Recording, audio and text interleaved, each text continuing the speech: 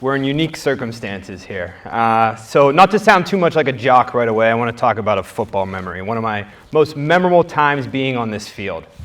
It was 2005. We were playing Springdale. Springdale had won the Whitfield Championship the year before. I was a starting quarterback. I was a sophomore. I think I was 5'7", 135 pounds. So not great height or weight. And you know, playing Springdale was a big deal. Coach Rob can get you ready to play against anyone. Shock the world, he would say, right? Well, the game did not go well at all. I did okay. But the highlight for me was the Newcastle News interviewing me afterwards. I was so excited. It was my first game. I was a sophomore. You know, I called my mom. I said, "Mom, I'm going to be in the paper." Well, the paper came the next day. She called me. She said, "Jordan, your picture's on the front page of the Sports." I'm like, "That's amazing." So we get the paper, and the headline said, "If inexperience had a face, it would be Jordon Rooney." Could that be the worst start to anyone's football season? The rest didn't go well either because we finished 0-10. Sorry, Coach Rob. Looking back, those problems seem so big. I think any time we're faced with struggle, we're conditioned to think, this is it. This is the worst thing that could happen to me. My football career got a little bit better, and I started to grow facial hair, which made me look a little bit more experienced. But no matter where I've been, one thing that's always been important for me, due to the love and pride I feel towards growing up in Union, is the impact that I have here and on the people here. I believe that how you're remembered is important. The background on my phone, it says legacy over comfort, because my way of coping with failure, mistakes, struggle, is looking at how I can use what I learned to have a direct impact on others. That's why this scenario right here, being able to give a commencement speech at the place I have so much love for, is so incredibly important for me. It's special for me as well because my cousin Liberty is graduating. My parents, my family get to be here. And I was a 5th grade basketball coach for the boys here. And I think I still have the record for most technical fouls in a season by a 5th grade basketball coach. I'm incredibly grateful to be here. Union has shaped me in all aspects of my life. During and after college, it was important for me to be part of Union however I could. Even beyond coaching, I held the 3-on-3 basketball tournaments that raised enough money to get a new outdoor basketball court. And you know, we were the ones that brought throwing up the U to Union in 2008. I got my start as a school speaker, then colleges, conventions, eventually businesses. I've probably done 400 and spoke to 15,000, 20,000 people. And I've really learned to be prepared before I give a speech. So I was doing some research on commencement speeches last night. Unfortunately, there weren't many Google results for how to give a speech at a last-second commencement ceremony during an international pandemic with nationwide protests and everybody wearing masks. Seriously, though, congrats to the Union administration, the parents, everybody. This is amazing. Personally, I want to thank Mr. Ross, Dr. Ross, Mr. Nogue. I take a lot of pride in seeing Union do well after I graduated. And seeing those two at the helm has been amazing to see Union grow. And it gives me immense pride to see what direction Union's going in. But it was important for me to not come up here and just give a traditional commencement speech. This is a sending off for all of you to go into the real world. Some of you may never see each other again. This 15-minute speech should go a long way. It's a big responsibility. See, what I saw with most commencement speeches was that it was all very aspirational. Most motivational speeches are like this. You have big dreams, go chase them, you can do anything you want. I agree with these, but as a speaker I realized that generic motivational advice wasn't my thing. It never would have worked for a young and stubborn me. I needed real tips, relatable advice. It's always been important for me as a speaker to confront problems and push people outside of their comfort zones. That was the basis for everything I did because I felt like I had never been pushed out of mine, which then caused me to be stubborn and rebellious. I believe a good speech challenges your beliefs rather than just confirming what you already think. I've had my fair share of ups and downs since leaving Union in 2008. I've spoken in 18 different states. I've gotten millions of video views, directed 8 TV commercials, be speaking at 6 countries in the fall. I'm now leading the rebrand for the Pittsburgh region.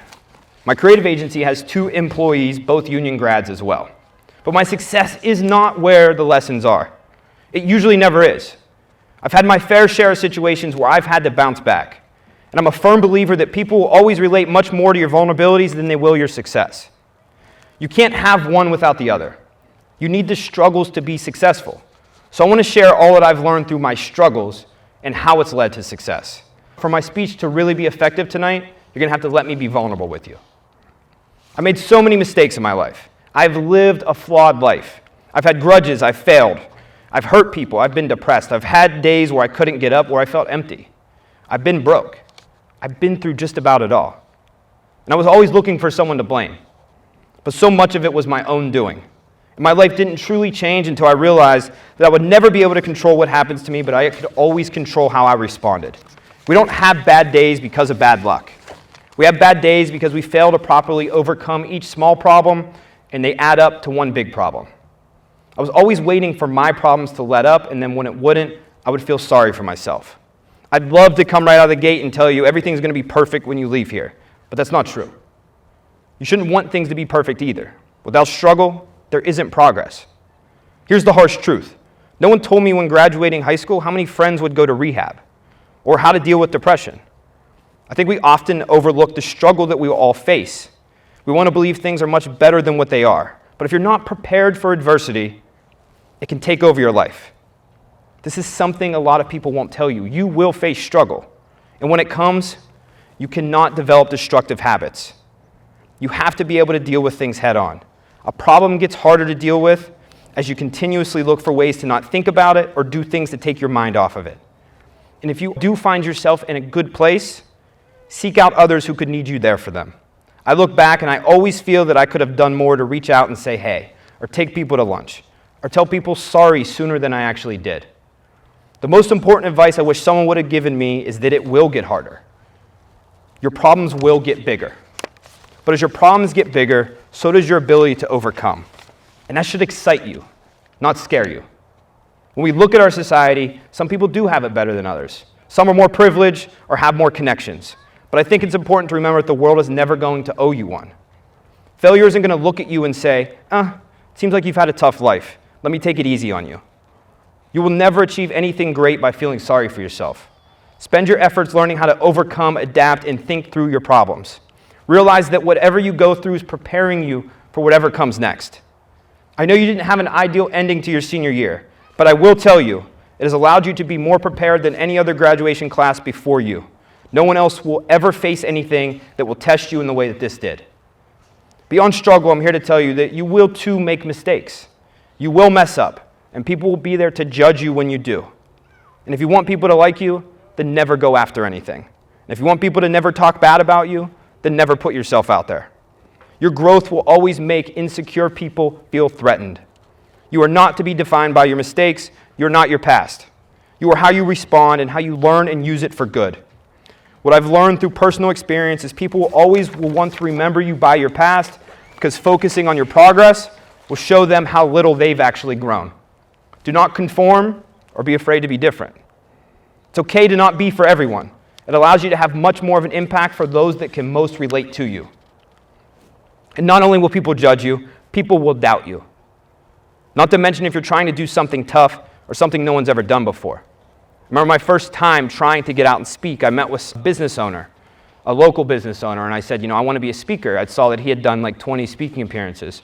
And when I went to him, he immediately shut me down, and he said, you can work for me. I don't think you have what it takes to speak. I think he's done 25 now, and I think I'm over 400. I think back as if I believed in the people who doubted me, if I believed what they said. I was on probation my senior year of high school because I got into a fight. Do you know how many people counted me out? Sometimes I ask myself, what if I listened to these people? Where would I really be? No one believed that I could do what I could do, except for me. And I have a lot more left to do. There are people out there that will try and stop you, and they will try and slow you down. Do not let anyone limit you, and definitely don't let anyone make decisions for you. It's important to grow at your own pace. My job didn't even exist when I was in high school. Do not be in a rush to go get a job you hate or do something because you think that's what you're supposed to do. You are the only person that knows what truly makes you happy, what truly makes you sad, motivated, and fulfilled.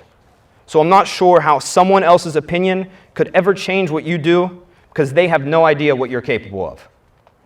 You are the only expert of yourself. Do not set out to prove people wrong. Live your life, be patient, and build. It could take 12 years in giving the commencement speech at your high school for people to finally realize that they shouldn't doubt you anymore. You're the only person that controls how your story ends. You may be unsure of where you're going next because it seems like there's a lot of uncertainty in the world, which there is, but I believe it should all inspire you. You are one of the first generations into the digital economy.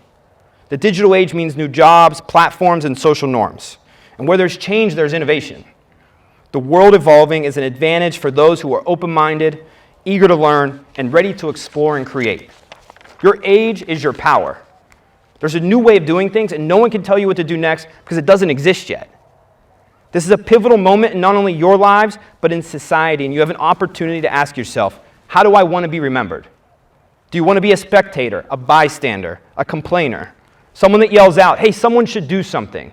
Or do you want to be the one that actually does something? Today's important because it means you have nothing holding you back now from what you want to do next. But it's important that you ask yourself, what legacy do I want to leave? How do I want to be remembered? As I look around the country and the world, I'm moved as I see young people unite to create change. And they're not worried about asking for permission. They're not waiting in line. They're not worried about following the rules. You can change things. Your voice should be heard. Find a way to add purpose in your life every day. And definitely don't wait to do the things you want to do and be the person you aspire to be. There are things I'm doing now at 30 I wish I could have done at 18, 19. It's 11, 12 years of regret. I'm sure your parents have the same feelings. Before it's too late, find what you want to do and go chase it. Go start something new. Create new habits. Start working out. Start volunteering. Be more spontaneous. Settle the grudge. Reach out. Be heard, be known, start journaling, start meditating, go on vacation, go on a couple, move. Just do something and stop waiting. Find out what your version of success looks like for you and stop wondering if you're good enough or if the time is right. Be more scared of regret than you are of judgment. You will always be what holds you back. You do not want to look back at all the opportunities you missed or you were afraid to go after. Do not be remembered for being the person that didn't try. You will come miles closer to success by failing than you ever will by trying. There will be people out there who won't be as smart as you or talented as you, but can be more successful than you because they tried and you didn't. No matter where you want to go or do, realize that it's on you if you get there or not. It's entirely on you when you own up to your mistakes, when you let others stop you from being where you want to be. You should be proud of your struggle and what you overcome. The greatest, most impactful people I know have been through the most and messed up a lot. They have the better story to tell. And it's hard for me to make friends with people who have never been through anything anyway. My best friends to this day grew up on Scotland Lane, Miller Avenue, and Division Street. Those are all Union Township addresses. It's one thing I can always say about Union High School. It prepared me for real life. Honestly, when I got to college, I felt like I had an unfair advantage. Whether it was walking the trail on a half day, which at times felt like the Hunger Games, or teachers who knew you on a personal level because there weren't that many of you. For example, the framework for my public speech class I learned from Beth Polio, I now implement in all of my public speeches. Mr. Medved pushing technology in the classroom allowed me to edit my first video, which got me interested and led me to now direct TV commercials. Teachers here, they get to know you. They care about you. They want you to succeed. The community cares about you. They take pride in you. There's no other community like Union. I hear that school districts with more people or who may have more money have the advantage. Absolutely not. I came from a place where the people I grew up with will have my back forever. I was prepared because my experiences were real. Victory favors the prepared, not the sheltered. What you did here, it will be the foundation, the basis for whatever you do the rest of your life. Whether I was getting a snow cone at the concession stand after a big win when I was 10, or playing a football game with 14 players. Union put the right chip on my shoulder that allows me to go in any situation confident that I can win. I never forget where I came from. That's why you should take pride in being from here and all that you did here and the people that you shared it with. And wherever you go next, I'm letting you know that you already have a step ahead of everyone because you grew up and graduated from Union High School. And that's something, I promise, you could be proud of forever. Thanks.